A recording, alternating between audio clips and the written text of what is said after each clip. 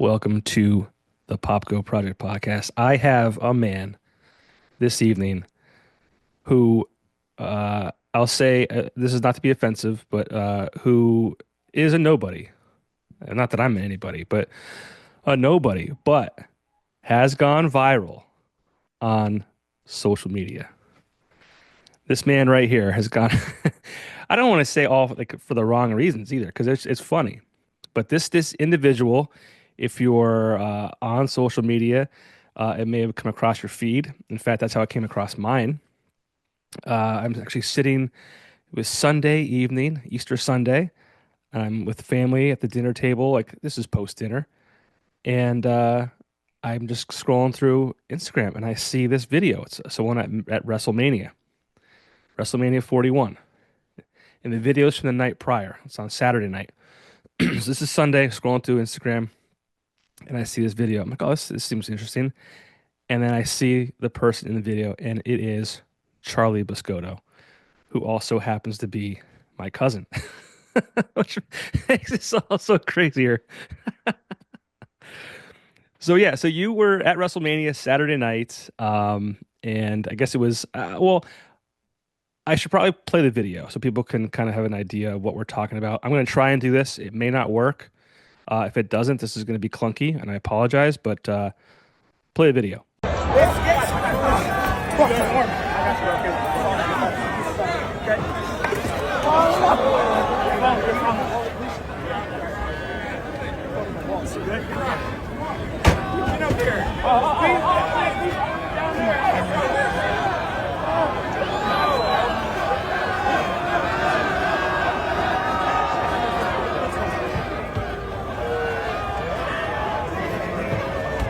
Oh, he gave up. I believe that. One more time. We're back. Video played. Hopefully, if not, this is very clunky. But if you search on social media or YouTube, you'll probably type in WrestleMania 41 Escalator, you'll probably find it. But you got caught running up a down escalator. Talk That is talk about it. Yeah, so leaving WrestleMania, first they closed so many of the exit gates. So there's a choke point leaving the stadium fence. There's this choke point getting over this bridge, and then they shut down one of the other bridges. There's a choke point to go up these escalators. And I'm walking towards it, and I see a couple of brave folks have decided to start going up the downside of the escalator. There's no traffic coming the other way. And I decide, you know what? I'm in good shape.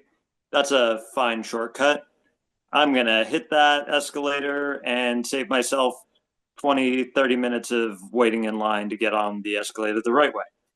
And get to the top, see a man with a camera, and immediately, like the second I got back to the hotel room that night, I said to my wife, Kristen, I think I'm going to go viral.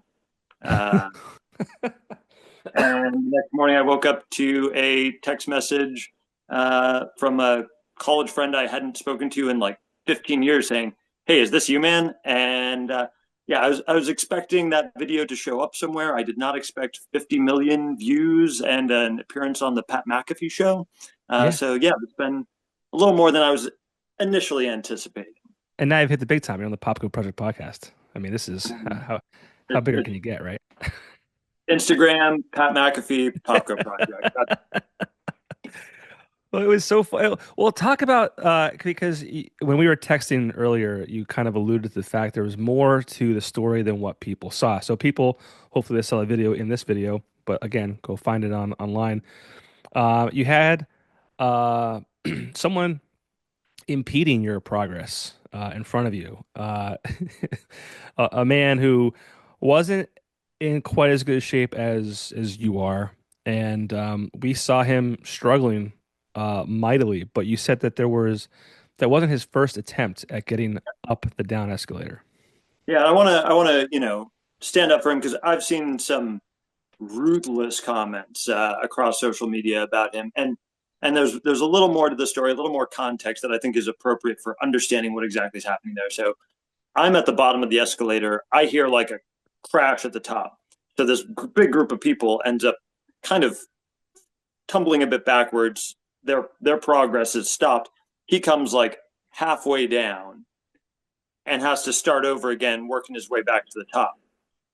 Then he gets almost all the way to the top again, and he took his foot off the gas a little early. He's like, "Oh, I'm close to the finish line. I could slow down." But the problem with the down escalator is you gotta fight through the tape. You got to get all the way through there, and ended up coming back down again. So I end up catching up to him, and it looks like I'm a little annoyed by him, but I'm trying to pump him up in his ear. I'm like, "Come on, man, you got this. You're going. You're gonna make it." And that's about when he throws his things and ends up not being able to finish his story, as it were.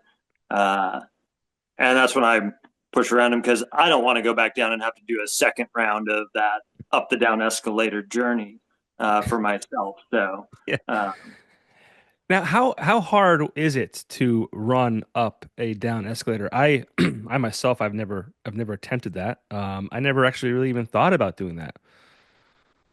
I did it a bit in my youth. I've done it a few times. This wasn't my first rodeo.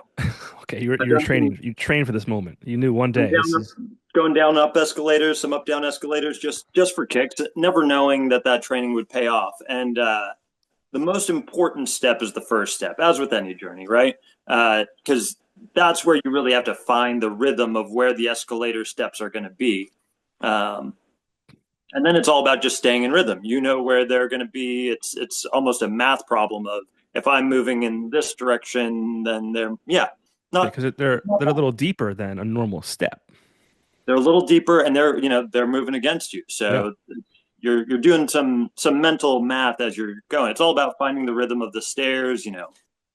Uh, not not terribly exhausting to do one round of it, but once you're on your third round, I could see where somebody would lose their ability to hit that gas at the right moment. yeah, and I can appreciate the guy. He just kind of like you could tell he knew it was done. He knew it was over, game over, and it's like you saw it was like a sad, slow descent, uh, and then the sadness upon his face. Now, do you think he got the because you said he throws the bag of his some of his items up ahead as if he's trying to alleviate some weight from his what he's carrying, and he tosses the stuff ahead.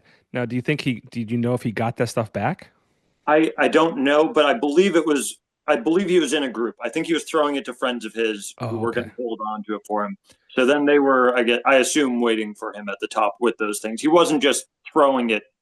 You know, it does look like a video game character, like losing their coins and tossing things into the air, going down. But I think he was doing that with some intention. Yeah. Oh man, that was funny.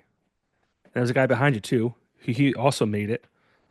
Almost tripped at the last second there. I was a little worried. I saw that on the tape, and I felt watching that thankful that I didn't have any missteps because man, that getting shared to again 50 million views and the Pat McAfee show. That's uh, you want to have good form. I was proud of my form rewatching it. Getting those high steps, keeping the feet moving. Yeah, I felt good about the way I handled it. It's so crazy. It's so funny, and it's so funny how things can go viral like that.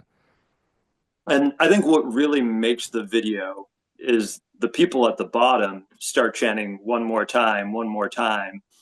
They were really pulling for him, but he knew he didn't have it in him anymore. Even Yeah, I mean with we that love adrenaline rush of the crowd.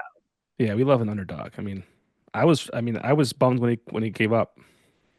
I tried to find him the next night. I wanted to support him on a second run up those stairs. I wanted him to be able to do it because I think he had it in him. I don't, I saw a lot of criticism. I think he had it in him. I think the circumstance, the bright lights got to him, and he just needed a little focus at that crucial moment. Well, it's easy for everyone to sit behind a computer screen or a phone and Monday morning quarterback, as they say, you know. But I mean, yeah, the lights are bright. He's probably been at WrestleMania for hours, you know. 4 hour show, and Exhausting. again, like all of those checkpoint, like choke points coming out of the stadium, it takes a toll on you emotionally. You're like, God, I just want to be home. And that's probably what is driving some of these people to hit the stairs, even if they're not sure if they can make it. Yeah, I saw a lot of comments like, what are these people doing? And like, so I'm not sure what video I'll be able to share, if I'm able to share one at all. If I do, it might be one, the guy, I'm gonna give him credit. His name is Jared, I'm gonna say Guyness, Guynes is his Instagram page, Jared Guyness.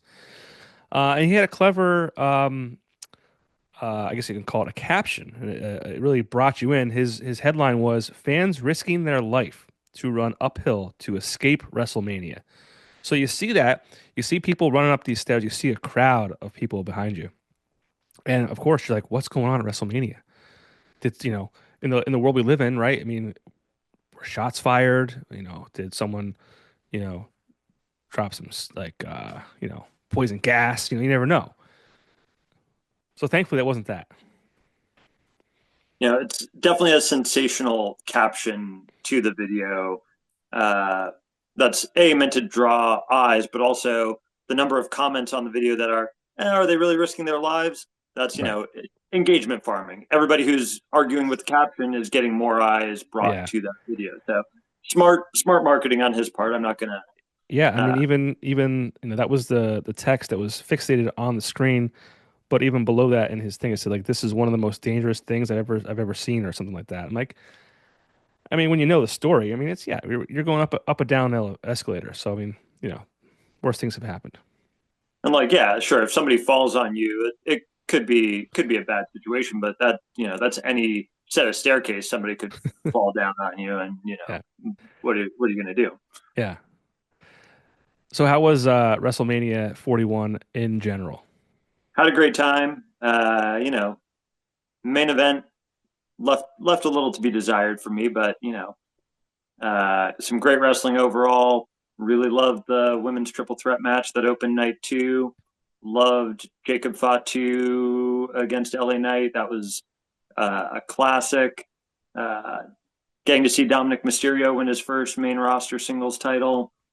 There were a lot of great WrestleMania moments. Uh, yeah, no complaints on my part. I got upgraded from my original seats because they had to put camera equipment there, and was about 25 yards away from the ring. Had a great view of both the entrance ramp for some of the remarkable WrestleMania entrances. CM Punk, Living Color playing him on. That was so cool to see in person, and had a really great time with all of Yeah, you've been a wrestling fan since I can remember. Like I said, we are cousins. We grew up together. I'm what, like 4 or 5 years older than you, maybe. And your family was like a big wrestling family. And I remember growing up, I was like, you always had like the Ultimate Warrior, like pillows and like little small rings, and you had the video games. And I never got into it. I don't know why I never got into it as a younger child. Um, I could speculate, but I won't.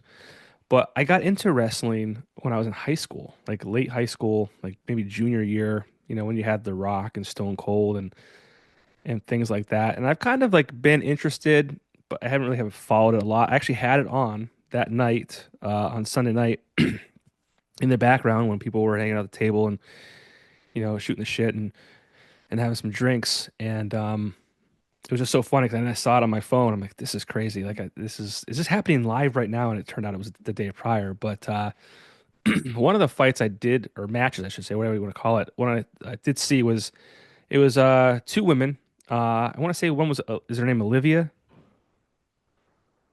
or something? on Sunday. Yeah, it was on Sunday. Let's There's see if we can Liv Morgan and Raquel Rodriguez against Lyra Valkyria and Becky Lynch. No, it wasn't them. I know who Becky Lynch is. I don't know. I all I did notice was they spent more time making sure their tops were staying on than anything else. That does happen with some of the matches.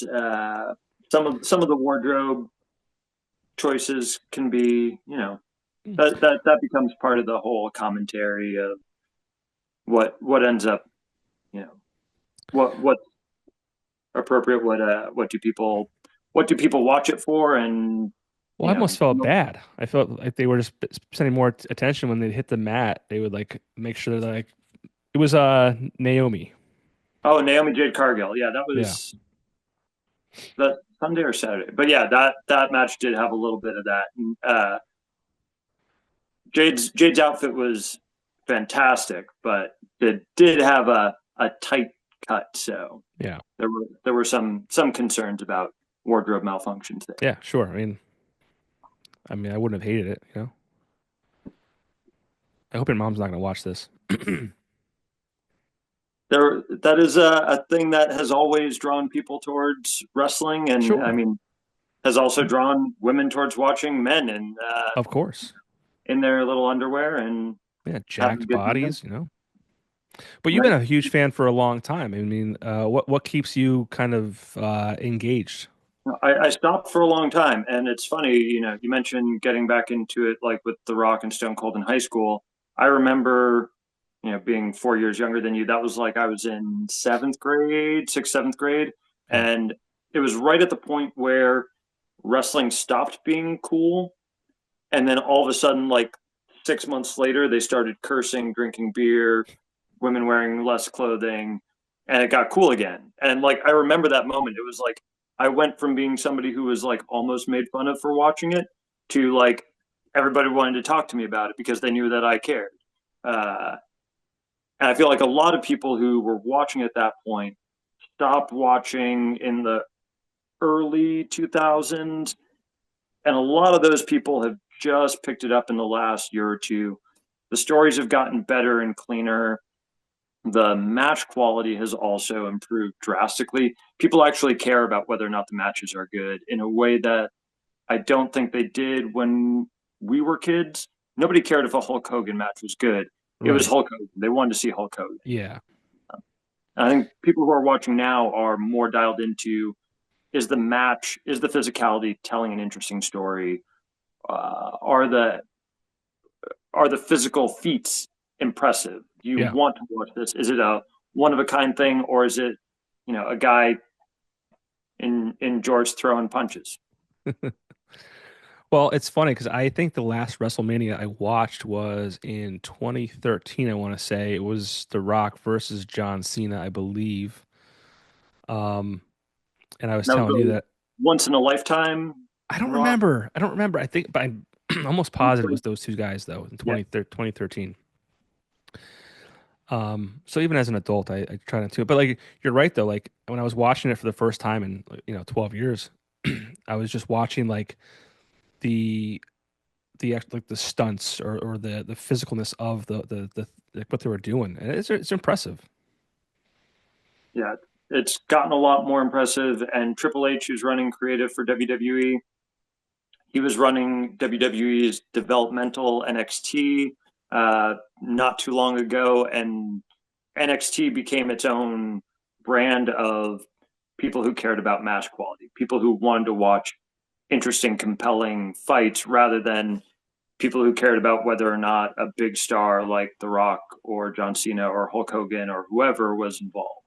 And it's, there are two different fan bases, really. There are people who like the spectacle and people who like the match quality. And now both of them are kind of getting exactly what they want in a way Yeah. that they haven't before. Now I showed my son because WrestleMania was going to come on, I wanted to kind of put it on TV to see if he was interested in it. So I showed him a match of Stone Cold versus The Rock. Forget what year, or no, I'm sorry. The Rock versus John Cena, not the one I was just referring to, some different one. And this is the first time he had seen any kind of wrestling in this form. And his comment was, "Who wears short or who wears jean shorts to wrestle?" And I was like, the fact that you picked up on that is the first thing you said as a 7-year-old kid. That's perfect. It's something I still wonder. It's something a lot of people thought he would like change his look for his last run, but no, he's rocking with it. And yeah, And he fought over the weekend, right? he defeated Cody Rhodes and became the first ever 17-time world champion in WWE. So that is a remarkable feat. Uh, You think it's a good and storyline though? Like, is that like too much for this guy that uh, wears shorts or jean shorts? it's tough because the years that he was dominant in WWE were the years that I stopped watching. It just that was the PG era where Yeah. things got almost too clean because the current Secretary of Education realized she wanted to run for political office, so they needed to make a couple changes to how they were doing things. Um, and so some of the match quality, some of the storytelling dropped, got sacrificed to the spectacle, to all of that. Uh, but that history and wrestling fandom is very much about understanding the history. The idea of John Cena, and it's already set up for next month that he's going to have a match against Randy Orton, his oldest rival. I imagine somewhere down the road they're going to run back John Cena versus CM Punk. And those things are compelling not necessarily because of match quality, but because there's history, because there's a story there that I think WWE is tapping into really well. I think Randy Orton versus John Cena, with John Cena now playing the bad guy where he's never played the bad guy before, the fans are going to be cheering for Randy Orton in a complete reversal of what their rivalry had already been. Randy Orton was the consummate heel, the Viper, ready to strike anybody, and that's a fun reversal, and it's a cool story. So I think people will be interested in those parts of the story more so than the big picture story. Yeah. And John Cena is now the heel, correct? John Cena's the heel. He turned heel at Elimination Chamber. And he didn't change. He didn't take the jean shorts off. Didn't take the jean shorts off. You Everybody think thought that would he'd be a go. perfect time to kind of rebrand? He's kind of playing it as that's what you people want, and I'm not giving you what you want. And I think that's smart because already, look, people like cheering for history. Being there at WrestleMania, part of me was like, I kind of want to see the first ever 17-time champion, True. even though I don't like, even though I like Cody Rhodes a lot. I would have been happy to see him continue his reign. Uh, but John's getting to see history is cool. So people were excited to see that in a way that almost went against the normal good guy, bad guy dichotomy. Hmm. People were cheering for John Cena, and John Cena addressed it the next night on Monday Night Raw, saying, "You people are cheering for me. You guys booed me when I was coming through. You did the same thing to Cody Rhodes. You guys are idiots." Yeah. And turned the fans against him again, and made them excited when Randy Orton popped out and delivered an RKO out of nowhere. Um, and that's the kind of storytelling that wrestling can do that no other medium really can. That's what's cool about wrestling too. I mean, wrestling gets a bad rap. I think people say it's fake, it's this, that, the other thing. It's a guy soap opera. I mean, maybe to a degree, I guess. But I mean, you're not getting thrown into the tables regardless of if they're sturdy or not on a soap, right? Right. These are guys that are like physical, like giants that are doing these routines and all this kind of stuff. I mean, if you look back on interviews with like guys like the Hulk, I think he like lost like 5 inches on his height because his like body is like compressed or something like that. Um, From doing the leg drop. yeah, People make fun of how stupid of a finisher it is, but it actually was hurting him so badly to just drop his leg. The mats used to be a lot harder. yeah, Uh, that used to hurt the hell out of his ass every night to just drop his leg on a guy. yeah. So yeah, Watch interviews with the Undertaker, and and these guys get addicted to pain meds because they're trying to, and they're not doing this one day a week, or one day a week, one time a month. They're doing it consistently, 5 nights in a row, all over the country. I forget what the number was. I shouldn't even say it, but like out of the 365, I think these guys were out like 300 plus yeah. out of the year. There were It's there are still guys who work 300 nights a year. I mean, yeah, it's absolutely insane. The plus side of the modern WWE, they introduced a wellness program where there's regular drug testing to make sure people don't become dependent on those things. The extra money that they're getting from Netflix and Peacock means they can pay the wrestlers more for working slightly fewer days, and a lot of them are still doing 250 days and all of that. But that compared to 300 plus days is a significant difference. They're working to give them some holidays off. The quality of life for wrestlers has definitely improved from what it was when I was a kid. Yeah, So which is good to see. I mean, again, these guys and girls are, you know, abusing their bodies every night. Again, whether or not you want to think going through a table that is sturdy or not, and that mat, like you said, was back in the day much harder than it is these days, but still, it's still you're still doing a physical activity, lifting these monsters up in the air. Uh, it's not. Again, it's these people, keyboard warriors behind their computers saying like, oh, whatever. But I'll also say, we mentioned the outfits earlier. Yeah, the outfits have stayed similar. The quality of women's wrestling compared to when we were kids, man, that the women's triple threat match that opened night two of WrestleMania was either the best or second best match of the entire weekend, just in terms of the physicality, the stunts that they pulled, the timing. Rhea Ripley, Bianca Belair, and Io Sky, three of the cleanest workers in the business. It looked so sick. I had so much fun. It was one of my favorite matches, and I realized, unfortunately, after the match, I was actually sitting across the aisle from Io Sky's family during that match. So I wish I could have looked over to see their reactions, but that probably would have been awkward for them. So maybe it's best that I realized it after the so fact. But instead, you went viral, and they're like, "Yeah, we were sitting next to that guy." now they're gonna look Io Sky's Yeah, family. I should. Mio Yeah, Shirai, they're like hello. they're gonna say, "Oh, we should have said hi to him." Here's hoping. Once How they see me on the Popco project. how the tables have turned. You mentioned Rhea Ripley too. I feel like she's like blown up, and she's been like this kind of this role model for young women too, which is always good to see. I mean, you want to have these strong, powerful people that kids look up to. Um, so that's kind of cool. Yeah, there really are so many more body types that people, and I mean, we kind of had that growing up with China, where Hmm. uh, she was the first sex symbol who looked like that. She posed for Playboy. Yeah, Like muscular women still being seen that way is again, it's objectifying in a way, but it's also changing what people Stereo. publicly view as an acceptable way for women to look. Right. Yeah, I think it's cool. I mean, I have you watched the Vince McMahon documentary? Yeah. I haven't got through it yet, and I wish I would have before tonight. But this was like a last minute thing that we talked about literally today about jumping on and doing this. But that was interesting. It's kind of interesting how things change. I mean, everything does, and I guess I feel like the 80s and 90s was so dark, and for a multitude of reasons. You can get away with things that you can't get away with now, so you push the envelope there.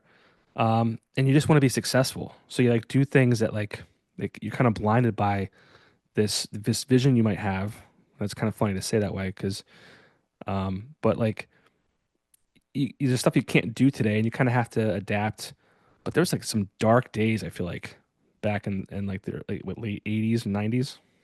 Late 80s, early 90s was really some of the darker moments. They started to get a little more professional towards, but I mean, again, there was still so much that, and again, with the Vince McMahon lawsuits, all the way up to not very the very recent past, there were things that people could get away with in very high positions that um, really sullied the name of and you see it in any industry, in every across industries, across Yeah, business, every. sports, yeah, everything. Yeah, we don't condone that kind of behavior. Yeah.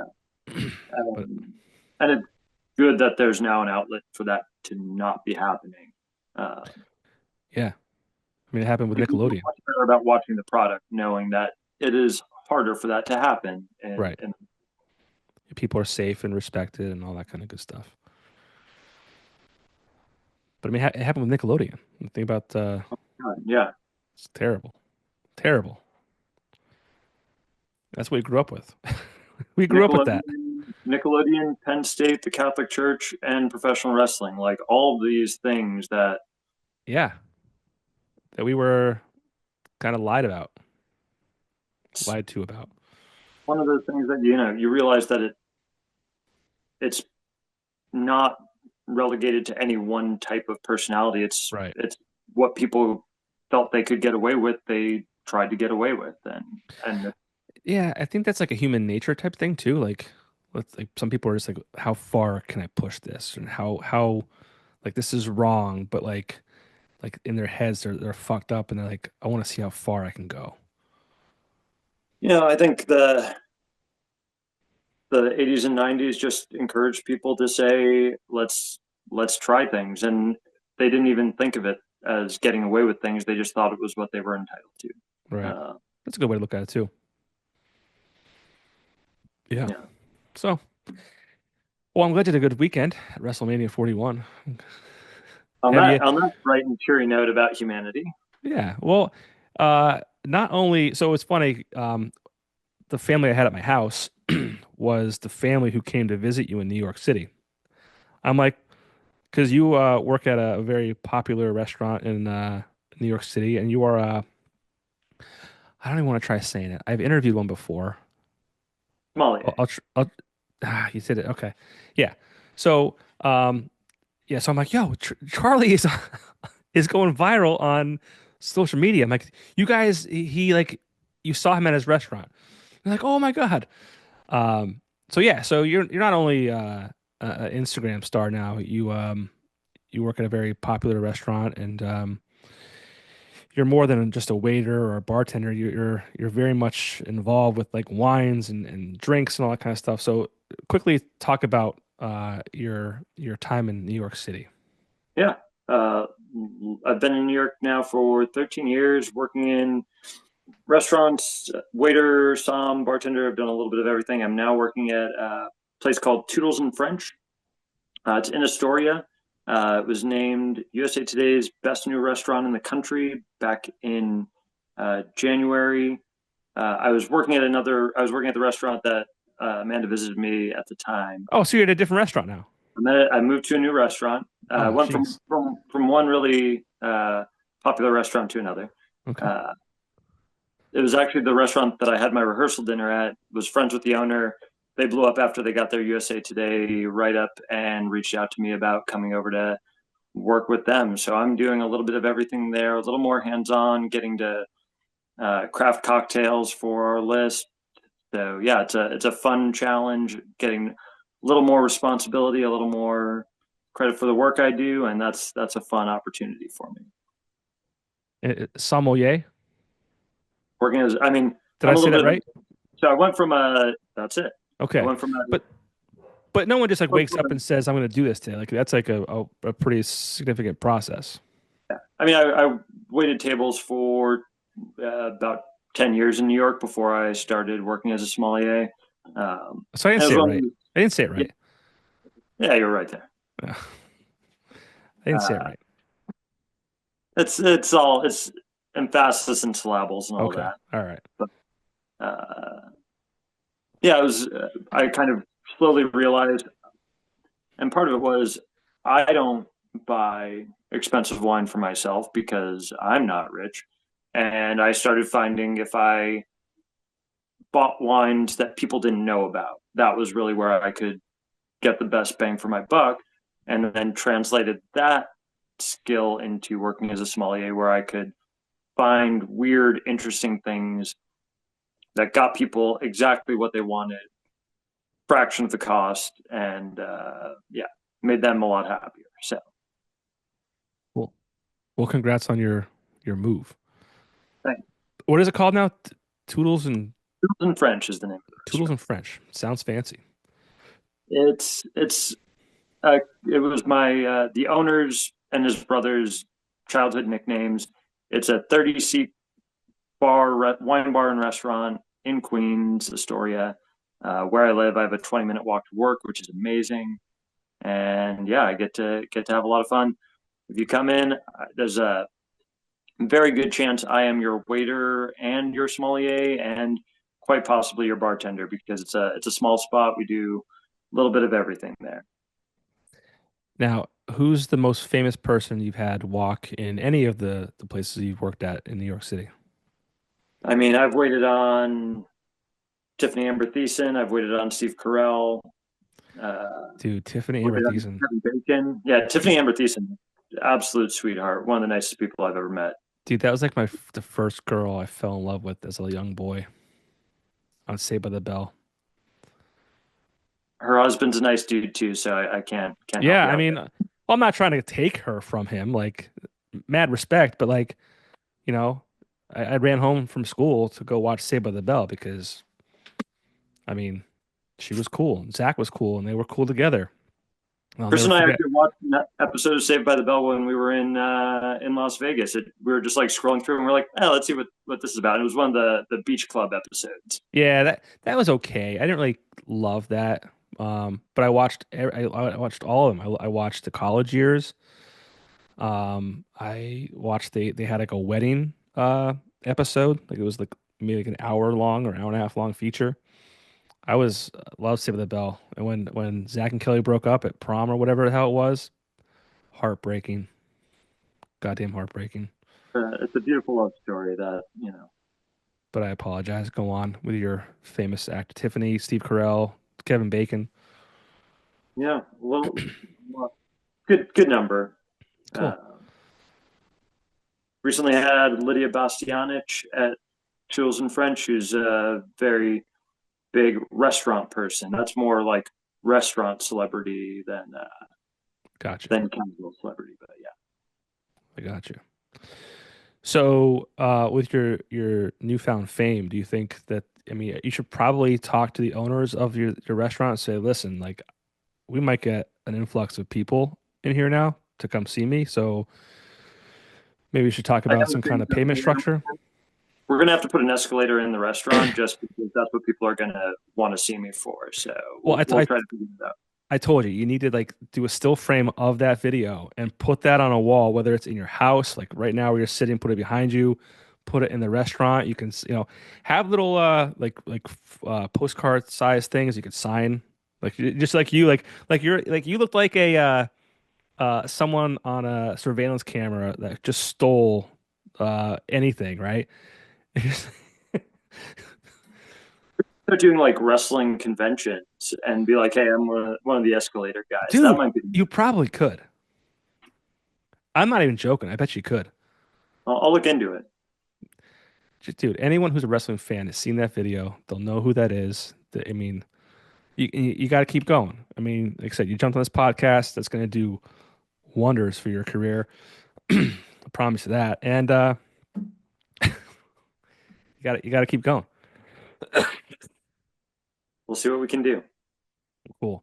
Well, I'm glad you jumped on here. This is the first time I've actually interviewed a family member on my podcast, and I'm over 230 episodes. Well, this might be if I get this out. I want scheduled for for Friday. That was gonna be 230. I'm gonna try and get this out tomorrow for as episode 230. So out of the 230 that I've done, I think this is the first family member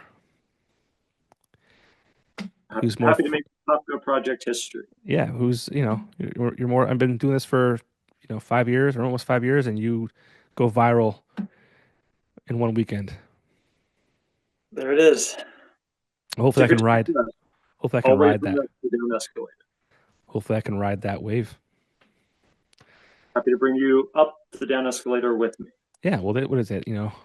Rising tides raise all ships or some shit like that. I don't know. So we'll see what happens. But real quick, I want to do a plug to. We just released a new beer with Mutant Brewing. It's called Peach Fuzz. We did it with the collaboration of Mutant Brewing and the station Fuzz 96.1. It is available in Scranton at the brewery and soon to be in bars and restaurants and retailers throughout NEPA. So check out Peach Fuzz. It's a great 6.8% peach IPA for anyone interested in good drinks. If you want it at your restaurant, let me know. I'll It's look probably a into little it. high. You're probably a little too high end, but this is a nice craft beverage. Nice Yeah, craft beverage. we're not as high end as the name might sound. We're for the working people. We're in Queens. We're easy. Okay. Tricky Hey. part is getting things from Pennsylvania to New York is the way the liquor laws are. Oh, sure, sure. Yeah. There's always people trying to get their pockets filled. They make it difficult, you know? Well, Charlie, don't get too famous on me. I was always hoping that I would be the most famous member of the family. And I think you've already beat me now, so thanks a lot. But just take me with you. We'll get there. We'll get there together. All right, buddy. Good talking to you. You too. See ya. Take care.